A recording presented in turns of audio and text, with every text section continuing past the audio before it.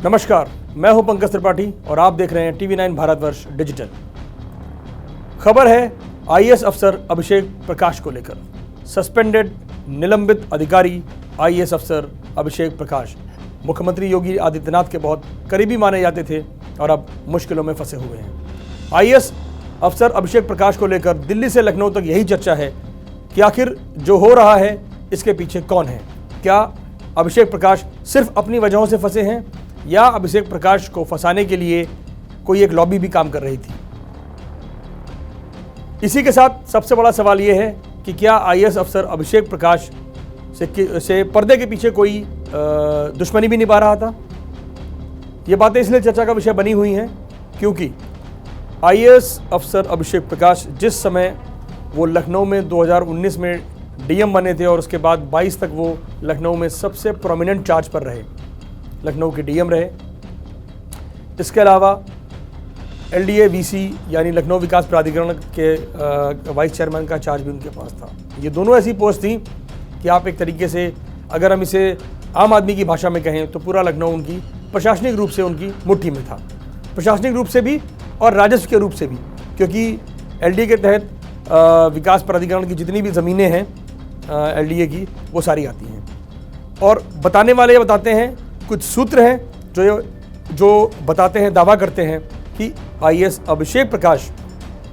2019 से 22 के बीच में अभिषेक प्रकाश ने कई ऐसी महत्वपूर्ण डीलों में सीधे सीधे या तो भूमिका निभाई या उनके लोगों ने भूमिका निभाई। तो आखिर इस उनके भूमिका निभाने का जो आरोप लग रहा है या जो दावा किया जा रहा है उसमें दुश्मनी की बात कहाँ से आ गई। तो देखिए, दुश्मनी की बात ऐसे है कि बताया जाता है कि अभिषेक प्रकाश, चूँकि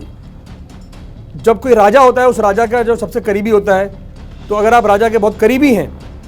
तो ज़रूरी नहीं है कि आप अगर बहुत ताकतवर हैं तो आपके कोई दुश्मन नहीं है। माना जाता है कि आप जितनी ज़्यादा ताकतवर हैं या जितनी ज़्यादा ताकतवर इंसान के साथ हैं तो उस ताकतवर इंसान के आसपास के जुड़े हुए जितने भी लोग होते हैं वो सब आपको बहुत ज़्यादा पसंद नहीं करते, और ख़ासतौर से तब जब आप खुद ताकतवर हैं और अपने से नीचे वालों को या अपने बराबर वालों को आप इग्नोर करते हैं।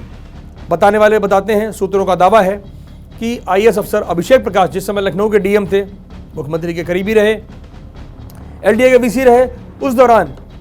बहुत सारे ऐसे अधिकारी थे ब्यूरोक्रेसी में जिन्होंने अभिषेक प्रकाश की या जो लोग बैचमेट थे या उन्हें जानने वाले थे या उनके कुछ सीनियर्स थे,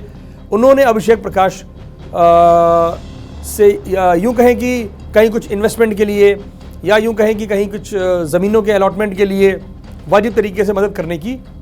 उनका फेवर चाहने की कोशिश की।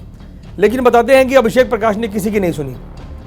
यहाँ तक कि ये भी कहा जाता है कि जिस समय लखनऊ के वो डीएम थे, उन्होंने जो हथियारों के लाइसेंस बनाए जाते हैं उनमें भी अपने तमाम कुछ सीनियर्स, कुछ अपने जूनियर्स और कुछ अपने जो समकक्ष लोग थे उनकी भी नहीं सुनी। बताते हैं कि इन्हीं चीज़ों को लेकर अभिषेक प्रकाश लगातार जो है उनका जो बिहेवियर था वो अपने बाकी लोगों के प्रति, क्योंकि उनको लग रहा था कि मैं अब इस समय मुख्यमंत्री का बहुत करीबी हूँ, मुख्यमंत्री का बहुत विश्वास है, और उसके बाद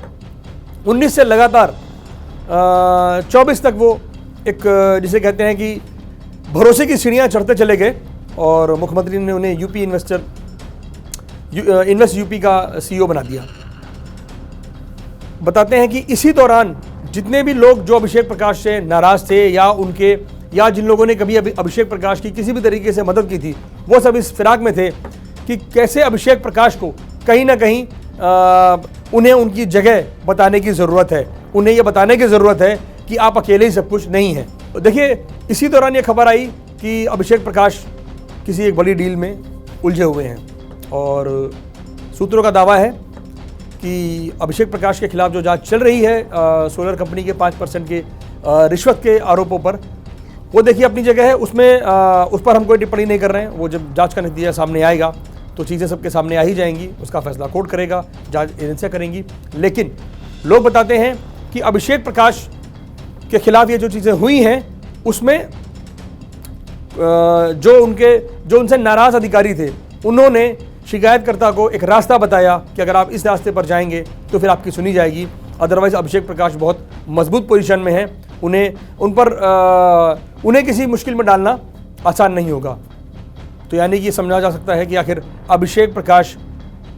ने 2019 से लेकर 2022 लखनऊ में जिस समय वो डीएम से लेकर एलडीए वीसी तक थे, उस दौरान उन्होंने कुछ ऐसी चीज़ें की, कुछ अपने लोगों को नाराज़ किया, कुछ अपने सीनियर्स को नाराज़ किया, कुछ अपने जूनियर्स को और समकक्ष लोगों को नाराज़ किया, जिसका नतीजा संभवतः उन्हें भुगतना पड़ रहा है इस जांच के रूप में, सस्पेंशन के रूप में। लेकिन मुद्दा ये है कि अभिषेक प्रकाश की छवि, जो उनके करीबी लोग, जो उनके करीबी कभी रहे एक दौर में, वो बताते हैं कि अभिषेक प्रकाश किसी की भी मदद लेने के बाद उसका कभी कोई रिवर्ट नहीं करते थे। यानी कि अगर किसी से कोई काम किसी भी तरह की उन्होंने फेवर, किसी भी तरह का फेवर उन्होंने लिया है, जेन्युइन फेवर लिया है, तो भी उसके बदले में कभी वो फेवर करते नहीं थे।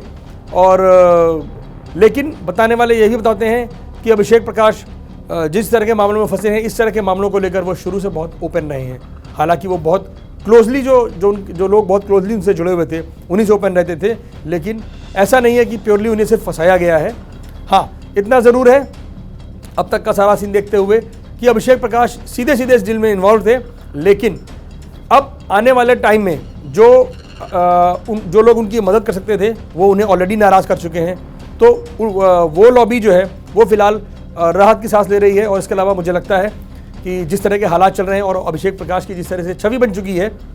ताकतवर रहते हुए, अब जब वो कमज़ोर हुए हैं और मुश्किल में हैं, अब उनके साथ मुझे लगता है शायद उनके अपने ही लोग ना खड़े हों। नमस्कार।